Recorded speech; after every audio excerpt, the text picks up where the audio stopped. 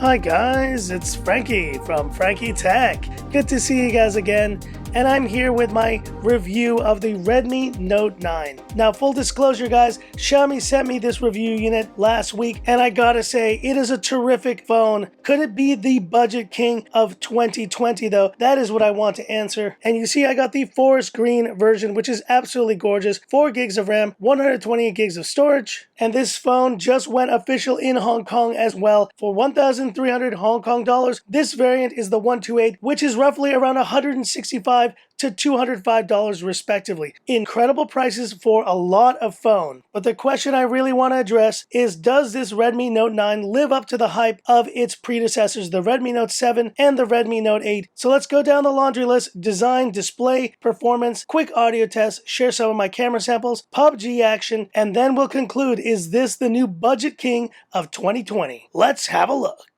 But before we do that, let's look at what is inside the box. And here we see the SIM ejector tool, the Redmi Note 9 user guide, and the warranty card. And in there is where you will find the TPU case that came with the Redmi Note 9. Fits on very nicely, and it allows you to see this gorgeous forest green color. I do also like the fact that they've included this charging port cover, a very nice touch right there. And here we see the USB-A to USB-C cable. And this looks like the global European plug right here. And now I'm pretty sure that this Redmi Note 9 is capable of up to 18 watt fast charging, but this charging brick is up to 22.5. So very nice to see they've included that. But overall, a pretty basic unboxing, but a very nice box and a very eye-catching design on the front indeed.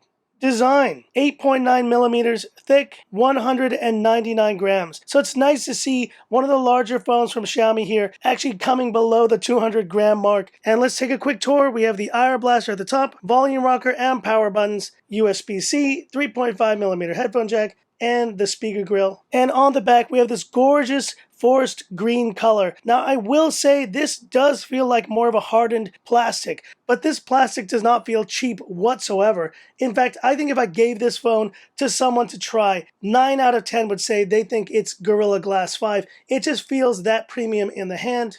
And I just love the shimmery effect of this color. It has a really nice look to it. And here you see the squared off camera module Redmi is using on a lot of their phones. But what is different about this phone? We do have a fingerprint scanner on the back. And here we see the bottom bezel. It is a little bit large, but in person it's not that much bigger than the one we see on the Redmi 10X. And yes, we do have a punch hole, but it's off to the left side of this phone, but it really won't interfere too much when you're playing games and watching content. Overall, it's a solid design, and I'm absolutely loving this color. Yes, it is not the most premium build quality of a phone, but I think for the price, it is very well designed, and this stunning forest green color is definitely one of the reasons why. Display: 6.53-inch IPS LCD, and this is a full HD panel, 19.5 by 9, with Corning Gorilla Glass 5 on the front. That is a welcome sight. 450 nits of typical brightness. And yes, you guys know how I feel typically about LCDs, but considering the price point of this phone, I can actually look past the fact this is not AMOLED, but it's still a very bright and very kind of even panel, and there's very little ghosting to speak of on this unit. But I think Xiaomi's actually included a pretty solid LCD panel in this phone. And once again, you can see right here, I'm running it saturated because I like having those kind of really vibrant colors, and they do look very nice on this panel. And since it is LCD, it's also far more sharp than what we would see in a typical 1080p AMOLED panel. And so you can see there, the text is just super crisp. Xiaomi definitely ships better panels than this one, especially their AMOLED panels like on the Redmi 10X 5G. But I think for the price,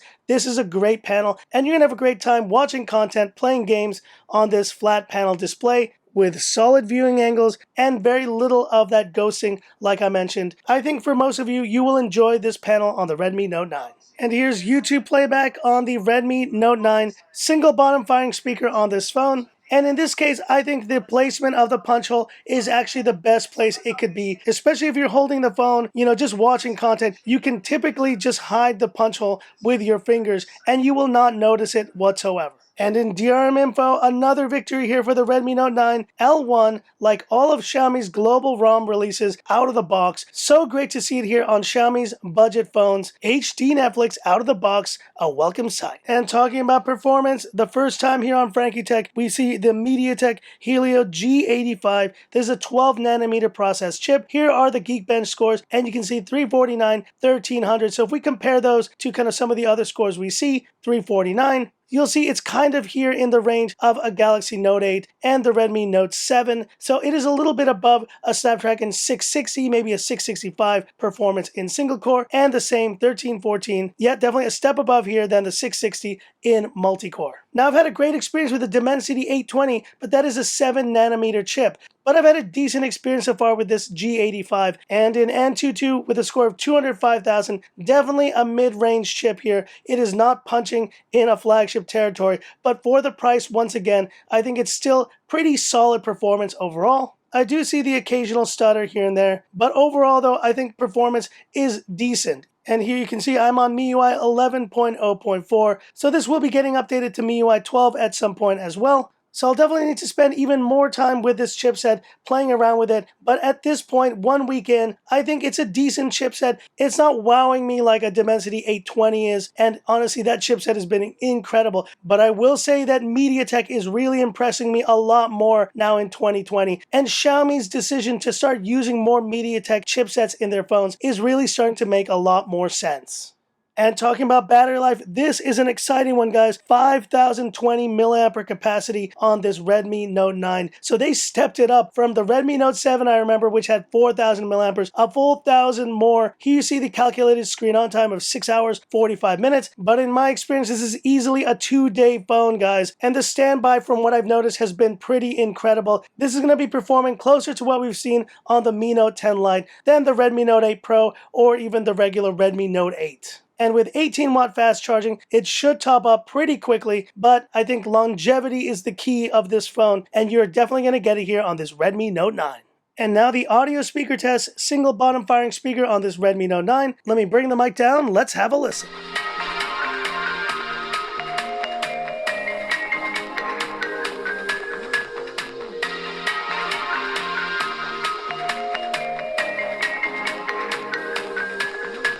What can I say? A pretty decent audio experience. Now it's obviously not to the level of anything like the Mi 10 Pro or the Redmi K30 Pro, and I still even think the Redmi 10X sounds a bit better. But overall, it is a solid speaker, and you should be able to enjoy music and fill a room up with sound with no issue here on this Redmi Note 9. And once again, talking about the fingerprint scanner on the back, here you see it, and it is a small target overall. I do wish it was a little bit more recessed, but overall, it is a very accurate and very good fingerprint scanner. Xiaomi has nailed this type of fingerprint scanner in the past, and it's no different here. The only issue is that sometimes it is hard to kind of find the placement because it isn't recessed as much, but when it does work, it works very reliably, and Xiaomi has nailed the fingerprint scanner on this phone. Vibration motor is also solid. It's not to the level of the newer ones we've seen, like on the Redmi K30 Pro, but I still think Xiaomi has improved it from the previous generation. It's not as harsh, and overall for the price, both the vibration motor and the fingerprint scanner are solid on this phone. And talking about the cameras, we have a 48 megapixel Samsung GM1 sensor on this phone, including an 8 megapixel ultra-wide, 2 megapixel macro camera, and a 2 megapixel depth sensor. And yes, we have seen this GM1 in the past. It's a bit of an older sensor, but it does offer some pretty pleasing results. And here you see line number 2 from Lego Voltron, and look at that detail there. And I think overall in daylight conditions, it's going to do a solid job. And on the front, we have a 13 megapixel selfie camera, and on video, this phone is capable of full HD on the back and on the front. Unfortunately, no 4K video on this Redmi Note 9. So have a look at these samples, guys, and hit me up in the comments. What do you think?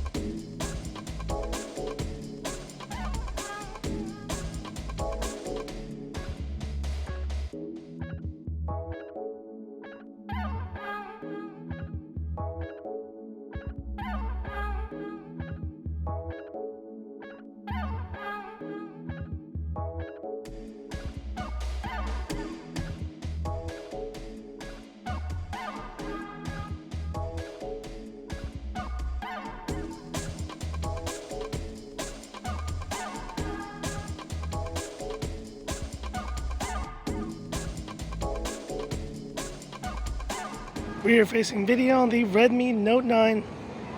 Gorgeous afternoon here, coming to maybe 6 p.m. in Hong Kong. And just walking around this new complex here in North Point. Beautiful trees. You see it over there. But hit me up in the comments, what do you think? And this is front facing video on the Redmi Note 9, shooting in 1080p 30 FPS. And I'll stop here for a second. A lot of sunset happening over there, so if I turn it this way, I think it blows out. But looking this way, you can definitely see the shadows, hear the mics, how do they sound? Hit me up in the comments, what do you think? And here we go, it's time for some PUBG action here on the Redmi Note 9. And you see I'm playing this at Smooth Ultra, that's as high as it goes, no extreme setting here on this phone. We have enabled anti-aliasing and disabled auto-adjust graphics, and let's get started. And it's time for the classic Frankie Tech swim test. Just keep swimming, woo! Oh yeah! And at the plane jump, with the Mali G52 MC2, a slightly lower level version of what we see on the Redmi 10X. No stutters whatsoever. Let's get down to the surface, get some guns, get some action. Okay, and we're on the ground now, we got some guns, let's see if we can find some action here. And I found my teammate, but it looks like we're getting shot at now. Take that. Oh yeah. Was that kill mine? I have no idea. But we got him. Let's see if we can get one more. And here you see it on Ultra Gameplay. 40 FPS on this G85. Uh-oh. And we're very close to the action here. And how is this phone playing so far? Cool to the touch, guys. I am starting to feel a little bit of warmth here near the camera module, but overall it is still cool to the touch. And we're in a very hot room right now, no AC, close to 27 degrees in this room. I see someone over there. Oh man, and my teammates are taking all my kills.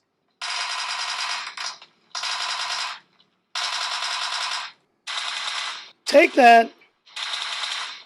Booyah, 2 kills in a row here, and that's how we wrap up this gameplay on the Redmi Note 9. And how is this phone feeling? It is getting a little warm, I will admit, here near the camera, but it's actually doing a lot better than I expected, considering how warm it is in this room, and that we're playing in ultra settings right now. Add to that the large immersive display with a great placement for the punch hole, and a very loud bottom firing speaker, I will admit. This is a solid gaming experience here on the Redmi Note 9, easily one of the best gaming experiences on a budget phone in 2020. So that's it for this video and my final verdict here on the Redmi Note 9. Did they nail this phone? Is this now one of the best budget phones of 2020? Absolutely yes. I really do feel that this price range of around $150 to $250 US is where Xiaomi absolutely shines. And this Redmi Note 9 is no different from this gorgeous forest green design, a solid LCD panel. Yes, it's LCD, but it still is a decent panel overall. Good performance here with this MediaTek G85 processor, solid bottom firing speakers, terrific battery life, easily a 2-day phone